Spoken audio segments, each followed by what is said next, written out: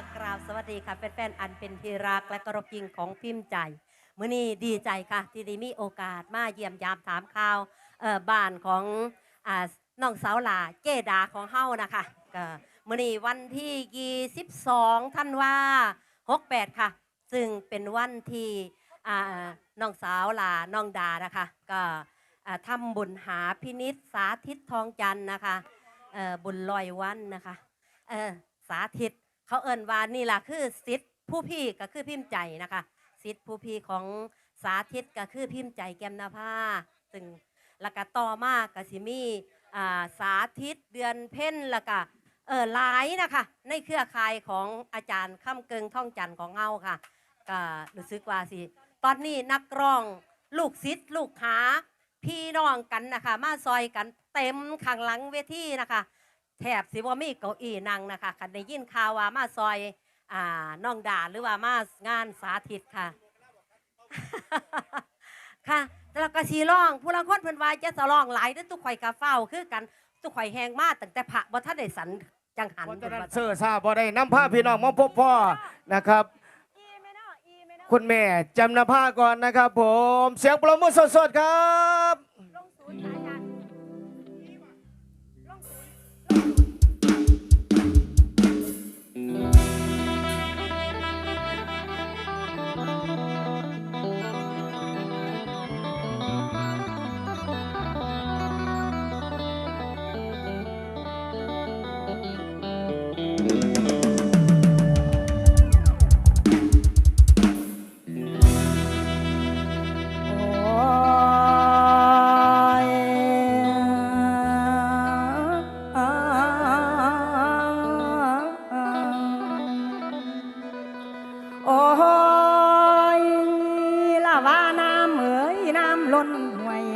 ไหล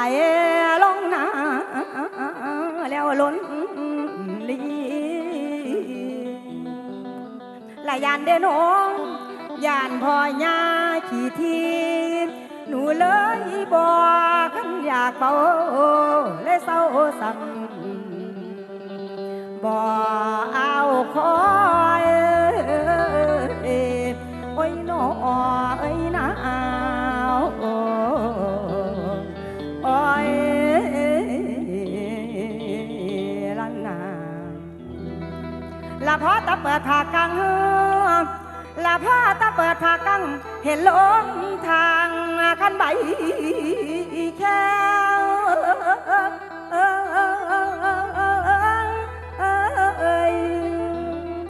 ห้องแก้มหน้าผ้าบ่ติดเอไว้เพิ่นบ่แล้วดอกเด้อายละเพิ่นบ่แล้วดอกเด้อาย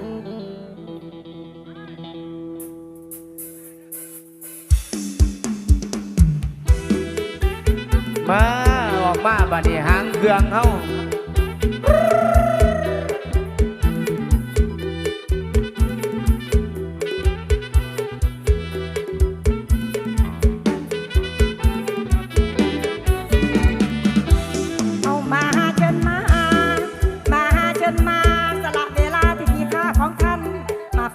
พาลำเพลินเชิญขอเชิญรีมารถผลงานเสียงร้องผูกข้องกลางบ้านน้องเพชรมาลานยกให้เริ่มดังยังมีพี่น้องแจ่มหน้าพาเพิ่มความหันษาเมื่อตันรับฟังจะดังหรือว่าไม่ดังจะดังหรือว่าไม่ดังขอฝากความบังไว้กับแฟนทุกคนผลงานมีสิดีดังดังอยู่ตื่นยักษ์ก็สุดในหน้าบ่อนี้อยู่กับพี่วงใหญ่พลานชัยมีตะกุลพิมพ์ใจมาก่อนสู่วงนอกสองมาตั้งวงคือว่าสองมาตั้งวงเอ็มคือว่าแจ่มหน้าพาผู้น้องสองมีทุกกันที่ไม่นั้นล้วนแต่คนดังใดอาจารย์หนุนหลังพอครูสองท่านจับเพื่อกันสองอาจารย์เรียนสู่ยอดมารมมาครูน้ำทันเรื่องนัดเรียนลั่นสึกเหมือนละมาตั้งแต่ดุนลูกผู้ตนนี่คำเกิงท้องจันลูกผู้ตนนี่คำเกิงท้องจันสองอาจารย์สู้คำละจินชมสมแดงแม่สองสุดเป็นครูสอนสั่งยักษ์สีหลังคือต้องไปได้สับใดมาลายน้ำใจฉันเอ้ยมาลายน้ำใจฉันเอ้ยพร้อมจังเลยจะมาชื่นมินยาถึงแล้วในความมีตาที่ฉันอุตส่าห์นาคองอะไรขอบคุณเป็นคนละชนจีจะความบังรู้พอกว่าใครเป็นจริงและคงสวยมีหลายมามีน้ำใจงามแท้แม่คุณปางนี่ละถึงมาสีคนอัง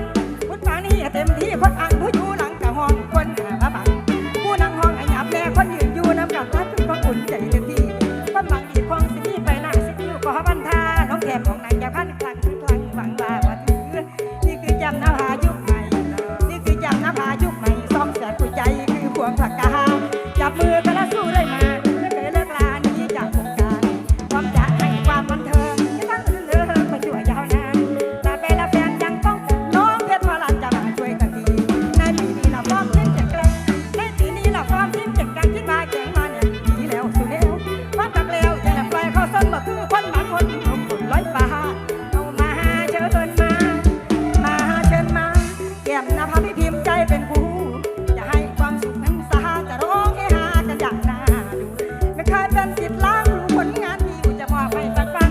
ยังจะแม่ละจะมาแซมทุกวันยังที่ตาอดตอนจะมันบ่ลง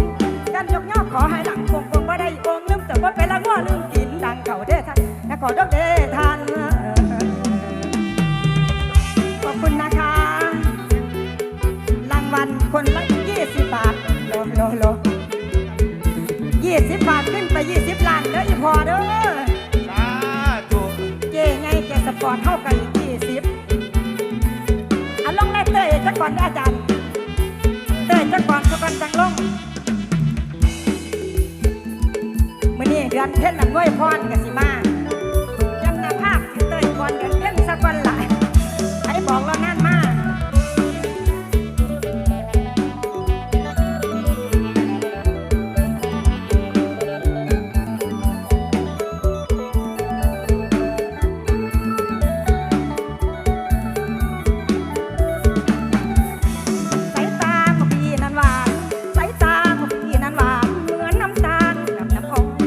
ชะโมดชะมอยแก่ลอยในสายตาบอกเป็นภาษาที่มองมาน้องมองไปสายตาเจอกันที่ไรอ่อนไหวหลบพลันก็มีอย่างนี้ละสายตาจะเคยคำถามจิตใจน้องราม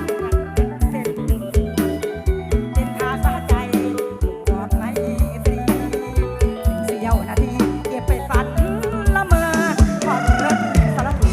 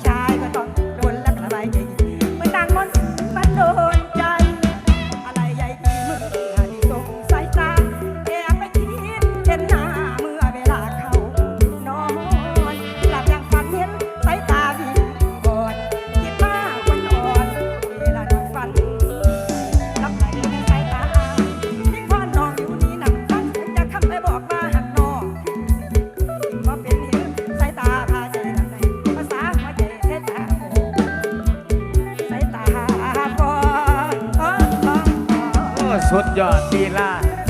ยังเหมือนเดิมกับคุณแม่จำนภาเป็นพลันชัย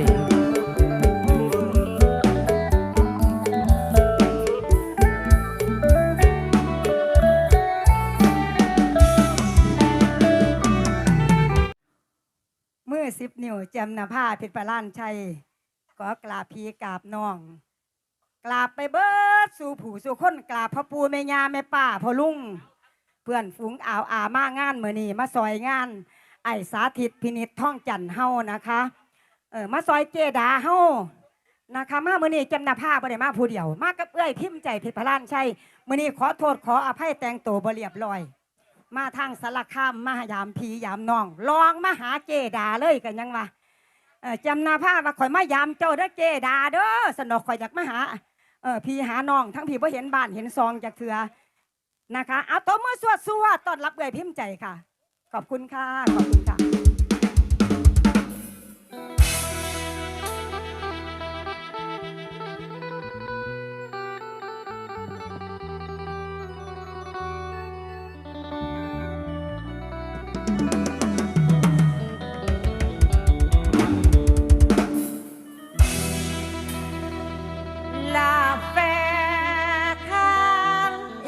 จะมาหรือไม่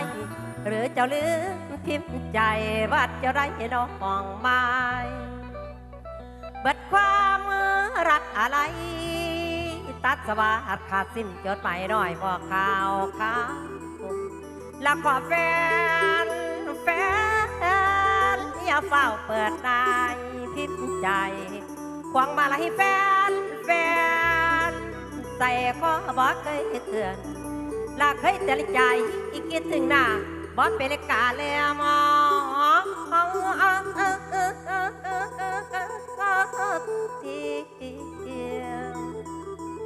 ละบางเวทีจนน้ำตาแลรินอดน้อยใจว่าใดแฟนเลยเจ้าสร้างลืมละมือไรฟ้าเครื่องมาละมือไรฟ้าเครื่องคือพิมพ์คนเบิ่งน่าจดหมายโอ้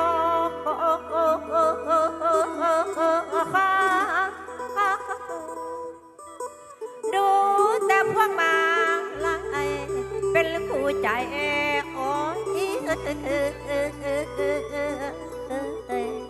มายามผมเป็นคู่ใจโอ้ยมายามโอ้มา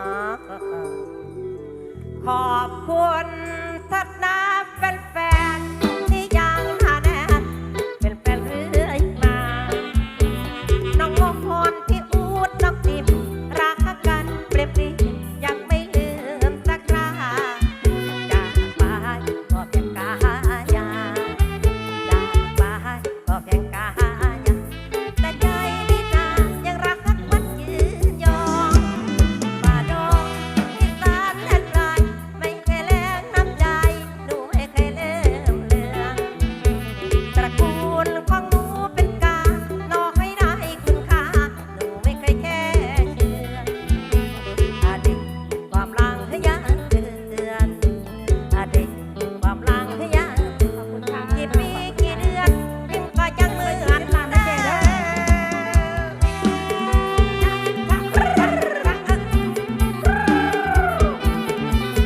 ขอบคุณสำหรับรางวัลน้ำใจค่ะ โดนยิงเสียงจริง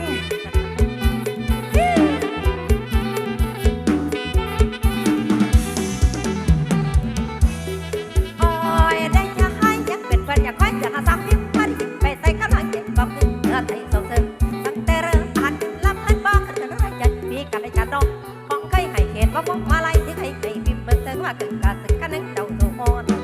โจคนเกิดเป็นคนอาสนานทองลอยอลอกเหมือนนกเจ้าทองบินจรกูจะคนเบียดบังนกมันมีรักไม่ได้ไม่ลงเดินเช้าก็ต้องจากคอนกับเด็กจะนอนไหนคืนนี้ขอซุกว่านอนชายคาพักผ่อนก่อนนะพี่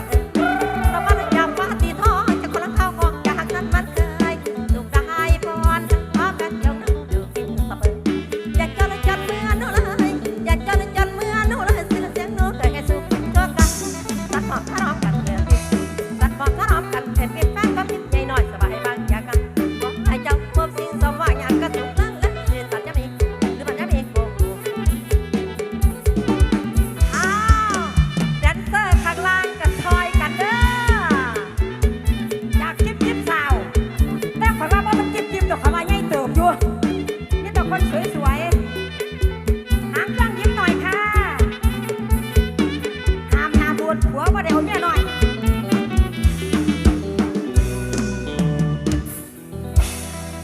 ขอบคุณค่ะค่ะก็กราบสวัสดีค่ะแฟนๆอันเป็นที่รักและกรบยิงของพิมพ์ใจมื้อนี้ดีใจค่ะที่ได้มีโอกาสมาเยี่ยมยามถามข่าวบ้านของน้องสาวหลาเจดาของเฮานะคะก็มื้อนี้วันที่22ธันวา68ค่ะซึ่งเป็นวันที่น้องสาวหลาน้องดานะคะก็ทำบุญหาพินิษสาธิตทองจันทร์นะคะบุญลอยวันนะคะสาธิตเขาเอิ้นว่านี่ล่ะคือสิทธิ์ผู้พี่ก็คือพิมพ์ใจนะคะสิทธิ์ผู้พี่ของสาธิตก็คือพิมพ์ใจแก้มนภาซึ่งแล้วก็ต่อมาก็สิมีสาธิตเดือนเพ็ญแล้วก็ หลายนะคะในเครือข่ายของอาจารย์ค่ำเกิงท่องจันทร์ของเฮาค่ะก็รู้สึกว่าสิตอนนี้นักร้องลูกศิษย์ลูกหาพี่น้องกันนะคะมาซอยกันเต็มข้างหลังเวทีนะคะแถบสิว่ามีเก้าอี้นั่งนะคะคันได้ยินข่าวว่ามาซอยน้องดาหรือว่ามางานสาธิตค่ะ ค่ะแล้วก็สีร้องผู้ลังคนเพิ่นว่าจะสร้องหลายเด้อตุกข่อยกะเฝ้าคือกันตุกข่อยแหงมาตั้งแต่พระบ่ทันได้สันจังหันบุญว่าสันดอกนะคะฟังก่อนแรกขี้เก่าเด้อจันสาวติ๋มยิ้มหวานจำได้ปะคะจำได้ขอเสียงหน่อยค่ะขอบคุณค่ะขอบคุณค่ะ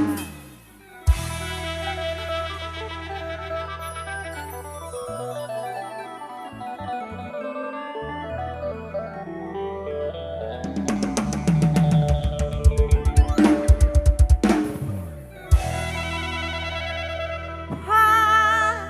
แต่เหลียวเห็นหน้าอย่าทำตามาสาขันสนใจให้รักยิ้มติมลาหายาสูมือและยิ้มบ่หวานอย่าว่าเพื่อนเดี๋ยวเตรียมเมืองข้ารอมา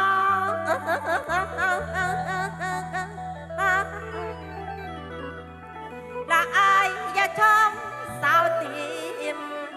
แล้วอิ่มพอโอ้ยย้ำเห็นแล้วเย่มาอ้าว เตรียมตัวแล้วได้ไอ้จบกินบอท่องกันแล้วใครหูขาที่หลังหัน สมจิตปอทองพร้อมด้วยแม่หอมนะคะแม่คู่แม่หอมหวนของเฮาค่ะ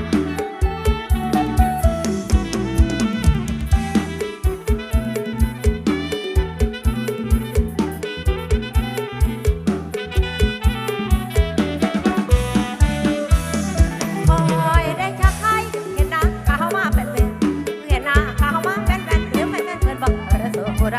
ต้องยิ้มให้นิดนึงยามจับปอดเป็นคนงามซ้ำเสาเข้าบังวันให้วันอ้ายจะมาลักคำอ้างกันเดี๋ยวเงินว่าใครไปยังมองกันใครใครแต่เตรียมว่าใครเตือนส่งไปตัวละเป็นเตือนแสนถ้าเป็นภาษาแต่งยิ้มหวานถ้าเป็นภาษาแต่งยิ้มหวานบอกเห็นได้จังสาวบ้านนั้นเลยดีใจอย่ามาตีตะเลยดีใจอย่ามาตีตะเลยอย่ามาเย้ยๆเพราะเคยยิ้มอยู่คุณค่าคุณค่าคุณค่าคุณอย่าละนะมือบอกสงสัยเห็นใครมาโกงก่อนจะกลับไปนอนก่อนหมอนบน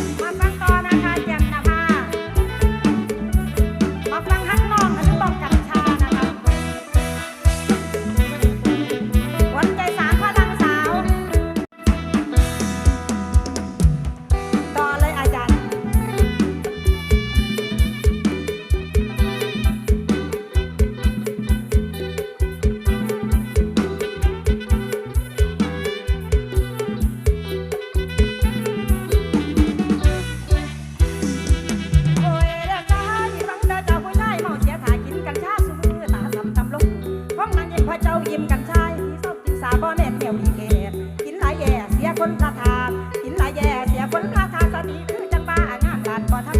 ร้านบอกสั่งมันเป็นวังความตายผิดกฎหมายสักคนบอกคนที่แท้หาทางแก้ยาหลวงหัวมอไซค์หาทางแก้ยาหลวงหัวมอไซค์บ่มีไฟซอยได้ยามเข้าวัดค้าน้องห้ามเดี๋ยวความจริงใจถ้าจะรักน้องไปอย่าทิ้งกระบองกัญชาถ้าเกรงชาไม่ได้ถ้าเกรงชาไม่ได้ฉันขอเตือนไว้ว่าอย่ามารักฉันรักฉันแล้วเลิกกันเลิกกันรักฉันแล้วเลิกกันให้มานานเหมือนฝันเลิกกันอย่างดีคือคนเป็นเดี๋ยวได้ไงเรื่องทุกทีเดี๋ยวซาเป็นไงนะไม่กอดบังอย่าบังในส่วนมียังรักไม่ไงละไม่ไปทางคุณเขายาจุดลงพันละหันลงจังหน่อยเอากับข่อยให้เสียงซาถึงก่อนเอากับข่อยให้เสียงซาถึงก่อนกันนะพี่คนจะบังทางก่อนแล้วนะคนจากฟ้าน้ำเลี้ยงดังหกตกไม่ย่ำทำหน้าสิบ่อท่านฝนฟ้าสาพาซึมลืมหน้าลืมให้ได้สิท่านปัดทองขอร้องกาบอกกัญชามาสูบมาเมาเทวดาสุดเจ้าคนต้องเมาเหมือนกันฝันไปเรื่อยกะละชาพาเปิ้ลฝันไปเรื่อยกะละชาพาเปิ้ลหัวใจเพลินอยู่เรื่อยนั่นบานก็เอาฟังเมาทุกอย่างทุกอย่างไปบ้างขอติดกฎหมายขอร้องว่ากันที่ทำลายขอร้องว่ากันที่ทำลายที่แล้วมาใหม่เสียผู้เสียคนคนใดสร้างบ่บานคนใดสร้างบ่บานให้หาผู้เฒ่าไปเบาสู่ขอจะรอตามใจทุกอย่างจนกว่าช่างจะมีฟ้าปัญญาขอร้องแต่อย่ากินกัญชาขอร้องแต่อย่ากินกัญชาเพื่อจะทำให้อาจจะสดใสใจนางบางมันคงไปตัดลงทางซื้อโลกมาเขาสู่มือให้ฟ้าบ่ทันบ้านเพื่อนนั้นละเฝ้าเกินมือตาบ้านเพื่อนนั้นละเฝ้าตื่นละมือตาตัวละเมาน้ำสาบ้านหายมันแย่ให้ไว้มันแย่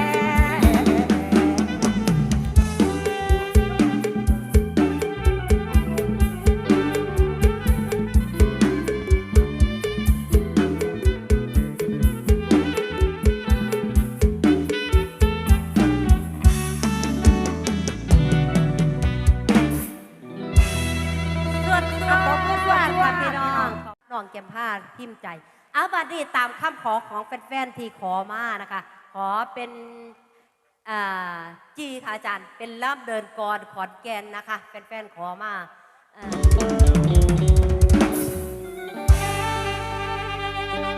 อันนี้เคยประสานตาอายขึ้นเดือนงายฝากกระจางตาก็นางและอายประสานก็ใส่กลางตั้งแต่นั้นมันควรปันในโอราถึงแม่นอนหลับตายังเกี่ยวฟันถึงอายมีความหมายในตาเจ้าขึ้นดีข้าเฮามองกันเป็นสะบันบอกหูสู้จากรักหลอกหรือลวงนำมาเทิงอยู่สู่มือคือตาอายสองบ่ว่าโอ้ย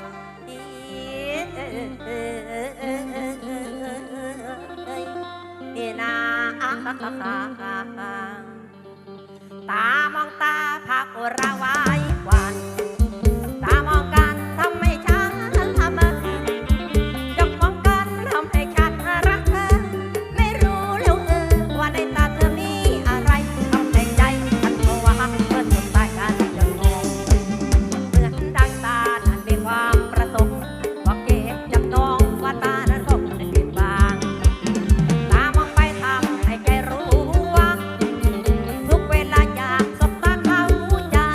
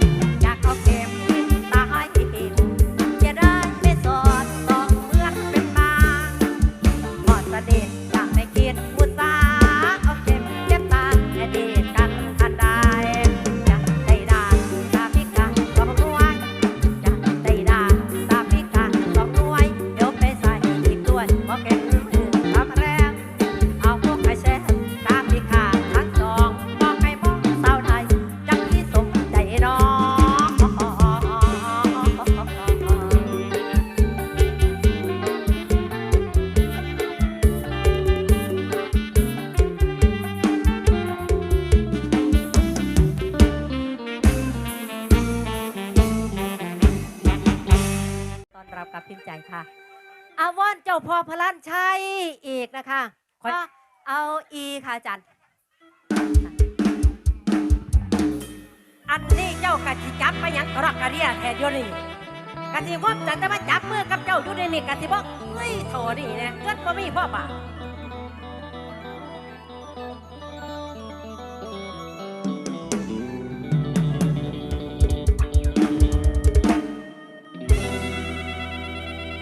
โอ้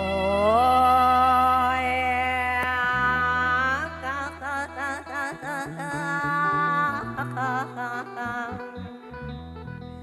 โอ้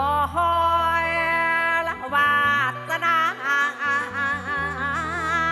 อินห้องน้อย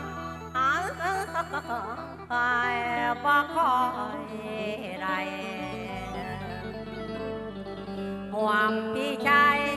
บ่คอยใดห่วงพี่ชายโอ้ยเด้แฟนโอ้ยโอ้ยนาโอ้ยน้อโอ้โหโอ้ยละนาละเมื่อเนื่องนางยืนไห้ง้อยริมมึงปลันชายบ่นาวกอดแยงไปเบิดแห้งก็พอสู้มายืนไห้อีกรอบหนึ่งแสละรำเพียงย้อมมือไหวสามทีกราบเจ้าผู้พอง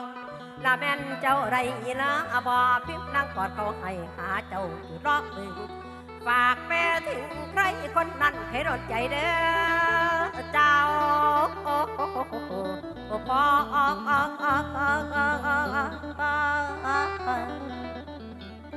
และอยู่ฝ่าสุดดินตองและไรยินเสียงเด้อกุกเอิญเจ้าในอายแม่ละเต้าขึ้นเจ้าในอายแม่ละเต้าขึ้นโอ้ยเด้แฟนโอ้ยโอ้ยนาโอ้ยน้อโอ้ยละนาจงอมคาถานิยมเสกมนต์ไปขบหัวใจคนจองอย่าไปเห็นนอนอย่าไปเห็นนอนความใจคนจรแค่กลับมาร้อยเกินฝากใจกับเสียงลำเพลินสาวเมื่อไรเกินลูกพ่อพระราชาอย่างนี้ไม่ใช่เสียงกรานอย่างนี้ไม่ใช่เสียงกรานเสียงของจิตใจส่งตามสายลม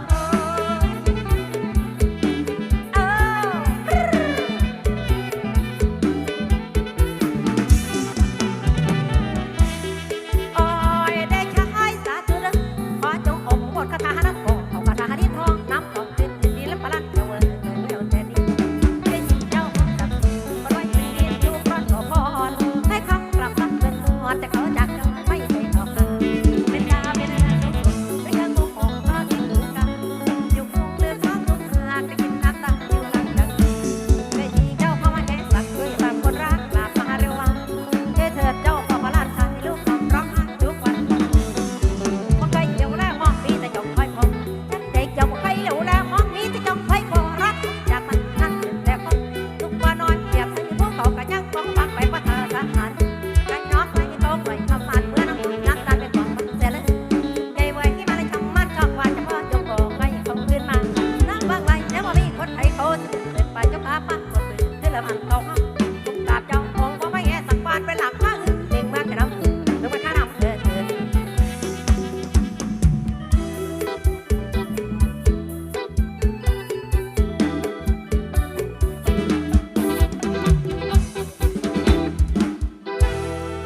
ขอบคุณค่ะอ๋อ อ่ะบ่เป็นหยังดอกเดียวแล้วสำหรับค่ะสำหรับพิมพ์ใจกับคงสิเอาไว้แค่นี้กันละกันค่ะ เพราะว่านักร้องหมอลำกันมาเพียบเลยทีเดียวนะคะ แม่หอมสาธิตก็มาเป็นที่เรียบร้อยแล้วน้อง จักว่าไผต่อไผแน่เหลียวไปเบื้องทางหลังแนนหมอกกอกเอาโลด และพิมพ์ใจเองก็ขออวยพรในเมรักแฟนเพลงแฟนบอลลัมของพิมพ์ใจทุกท่านมีแต่ความสุขความเจริญมีเงินใส่กันหลายๆขอขอบคุณสำหรับรางวัลที่มอบให้นะคะ สวัสดีค่ะ สดๆนะครับไม่ก็แม่พิมพ์ใจเป็นพระลานชัย ผู้จัดการสั่งมาเอา2ก่อนพะนะ อ๋อครับผม อดไว้ซะก่อนได้อผู้ขาก่อนแรกแล้วก็ทรงใจไปซาอุนะคะ2ก่อนสุดท้ายก็แล้วกันนะคะเอาลำเพลินอาจารย์ลำเพลินอาจารย์อีไม่เนอบ่ว่าต้องลงดอกอาจารย์นวลมันไปรอดถ้าบ่เป็นการนั่นบ่เป็นประโยชน์ผู้ข้างหลังมันขาได้เนาะสาวลานมันมอบให้ผู้ใดปลูกมันเด้อขอบ ขอ คุณ เสียงผู้สาวรอบสองได้เลย เจ๊ใหญ่ให้มา100 บาทขึ้นไป100 ล้านเด้อเจ๊เด้อ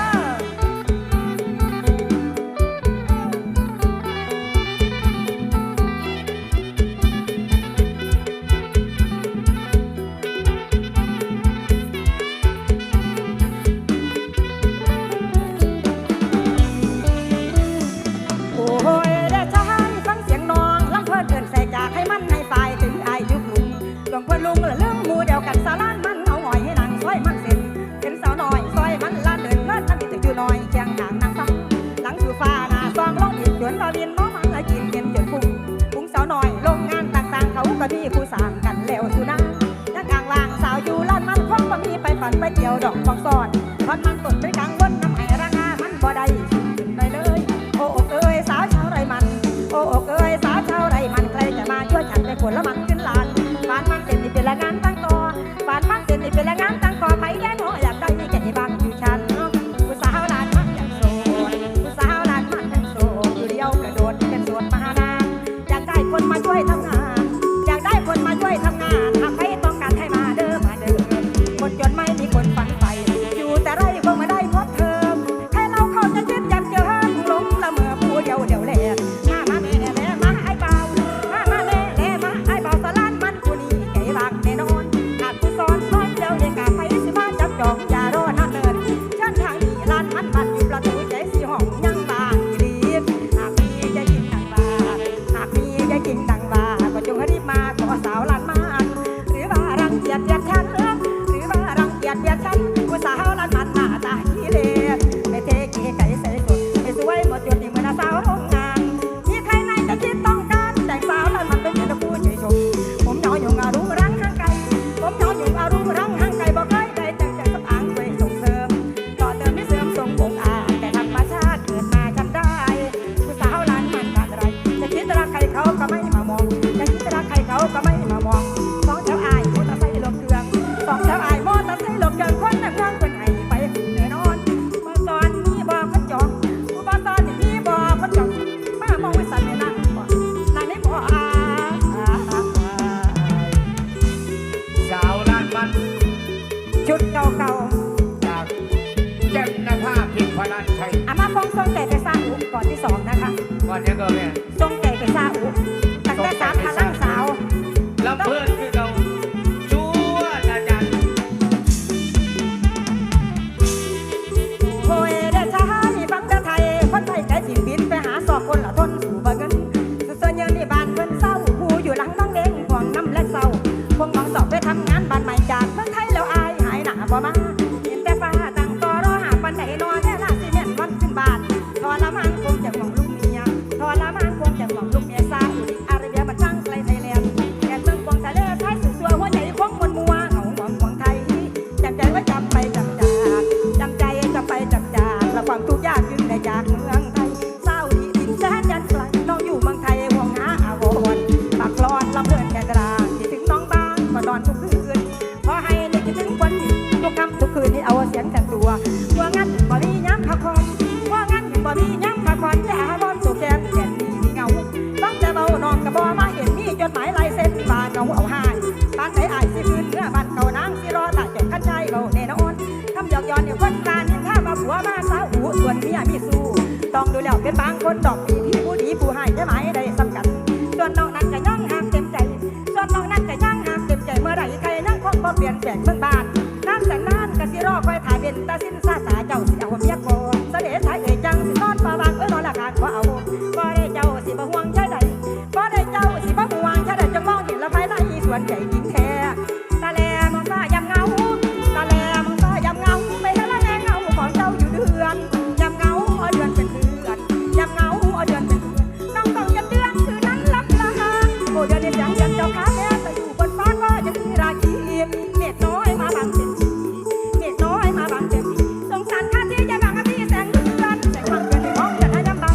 แสงมันเกินที่มองเดือนแยกใบมือใบแล้วเจ็บใจจะได้ต่างต่อลำอาเจ็บซ้ำเอาเสียงทรงใจใจบันได้ความตาลายสวนใหญ่แท้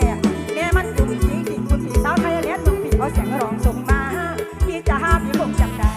พี่จ๋าพี่คงจำได้สาวเป็นพลานชายที่บ้านนอกขอบนาอย่างนี้คือน้องเก็บหน้าผากคู่กับพวงปากกาที่อีสานไทยเลี้ยงยังหนังแดดไว้อะไรค่อยยังยังหนังแดดไว้อะไรยังค่อยยังเอาเสียงลำฝังตรงนี้ยังโตมานอนกำก่อนกูกำก่อนหลับแฟนทีมีใหม่กูกำก่อนนี่แฟนทีมีใหม่จำหน้าผ้าเพชรพลันชัยยังอยู่คองค่อยอายอยู่คองน้องค่อยอาย มีตัวผู้แอวดีๆเนาะทั้งหลังเนาะมึงเป็นแต่สวรรค์เนาะ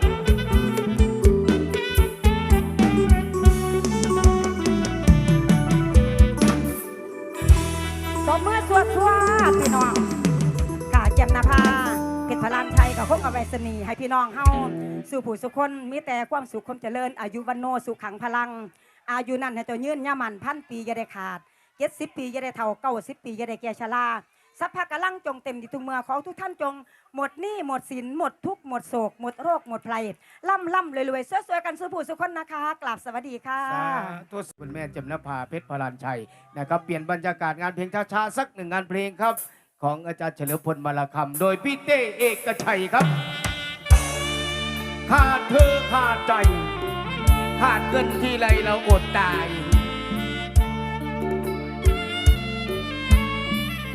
สวัสดีพี่น้องทุกคนเด้อนะครับอับยับยายใส่สวยครับไม่ว่าจะเป็นเปเล่ชาญชัยจตุรงค์เดือนเพ็ญอำนวยพรศรีจันทร์วิสีเอมอภัสรา และก็ศิลปินกิจทยอยกันมาจนว่าคำพี่น้องจะเฝ้านี้จากกันเด้อขอเสียงพี่น้องที่อยู่หอดคำในเร็วเอาส่งต่อให้กับเจ้าของผลงานก่อนล่ำก่อนนี้ครับ กุหลาบแดง เกี่ยวข้าวคอยนางพระเอกหมอลำนาฏศิลป์ยอดฮิตสมจิตบ่อทองครับ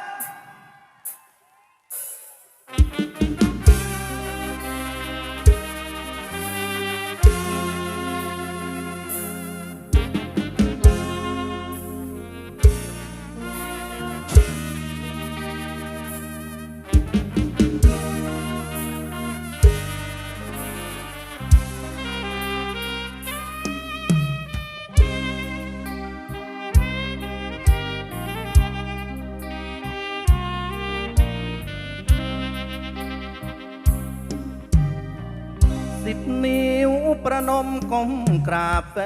นเพลงที่ให้ความเป็นกันเอง ขอฝากเพลงล่องลอยลมมาด้วยความคิดถึงและซึ้งแรงเมตตา ที่แฟนเชียร์ผมเรื่อยมากราบวันทาทุกคนโดยใจ สาวติ๋มสาวต้อยน้องกลอยจันแรมน้องนิดน้องนวลน้องแอมที่ช่วยแถมคล้องพวงมาลัยขอบคุณอีกครั้งแฟนฟังที่อยู่ไกลไกลถึงไม่มีมาลัยส่งแรงใจช่วยผมก็พอฟ้าลิขิตสมจิตมาเป็นนักร้อง สมจิตบ่อทองมาแล้ แค่ ว คำทำ เอาต้น น ตั อ ว ให้เพลงออกมานั้นนอด้วยความจริงใจมิใช่ประจบตอบพร้อมขอบคุณที่ตั้งตารอม สุขเถิดหนอผมขออวยพรตอนไหนที่เลิศประเสริฐนางนาจงมาช่วยนำพาให้บรรดามิตรเพลงทั่วแดนให้มีสุขล้นทุกค คนอย่าได้คลอนแคลนส่งใจไปถึงแฟนอยู่ทั่วแดนขอจงมีชัยขอเสียงคนที่ถือเลขในแล้ว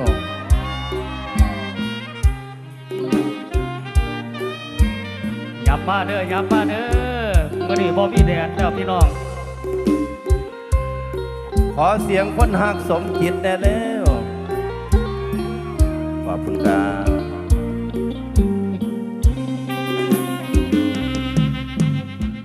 อ่อนนายที่เลิศประเสริฐนางนาจงมาช่วยนำพาให้บรรดามิตรเพลงทั่วแดนให้มีสุขล้นทุกคนอย่าได้คลอดแคลนส่งใจไปถึงแฟนอยู่ทั่วแดนขอจงมีชา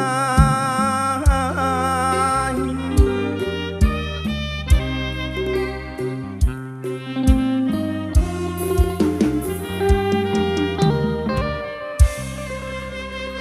สวดพี่น้อง อายจำได้ดี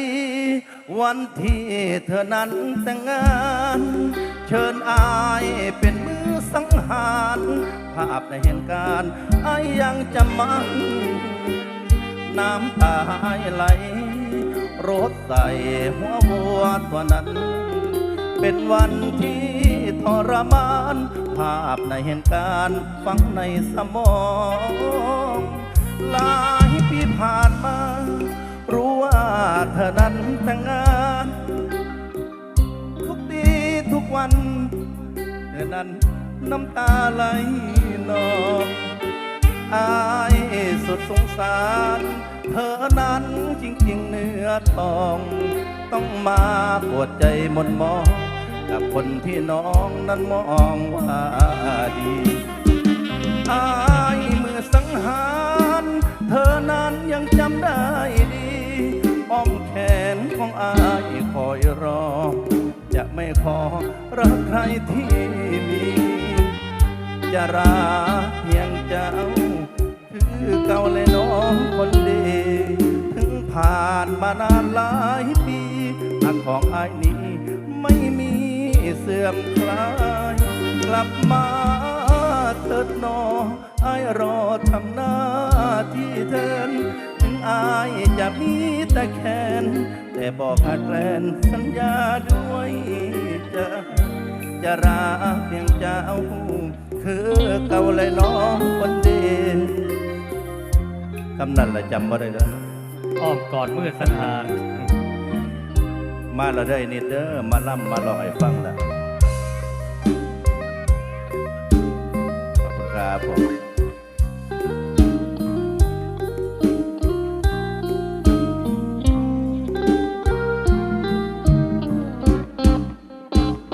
สวด หลายๆครับ สวด หอมแก้มก็ได้พ่อพี่ยังเอาเก้าอี้มานั่มมันสูงหัวสักลงไปก็สิสมน้ำหนามาล่ำนี่